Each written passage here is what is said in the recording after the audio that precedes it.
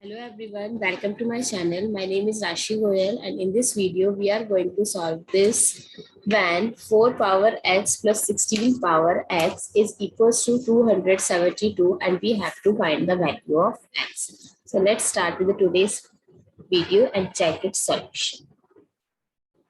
So here 4 power x plus 16 power x. So I can write 16 power x as 4 square whose power is x or 4 power 2x. So in place of 16x, I'm going to write 4x plus 4 power 2x is equals to 272. Now in both the cases, 4 power x plus 4 power 2x, I'm going to take 4 power x as m. So I can write this equation as m plus m squared is equals to 272, or I can write it as m squared plus m minus 272 is equals to 0. Now it's look like a quadratic equation. So I'm going to find the roots. So I can write as m square. So 272 I can break it as 16 and 17. So minus 16m plus 17m minus 272 is equals to 0. From first and second term, I'm going to take m as common. So what is left? M minus 16. And here I'm going to take 17 as common. So m minus 16 again.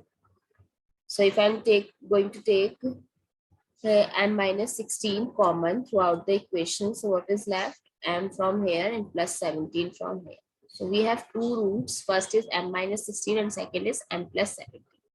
So m minus 16, first I'll take this and equals to 0. So the value of m is 16. And now in this case, m plus 17 is equals to 0. So m is equals to minus 17.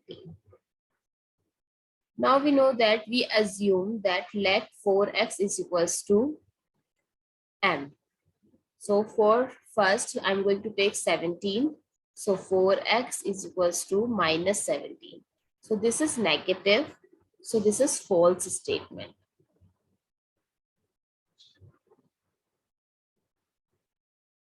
Now the second case, when 4x is equals to m and 4x is equals to 16, I can write 16 as 4 square.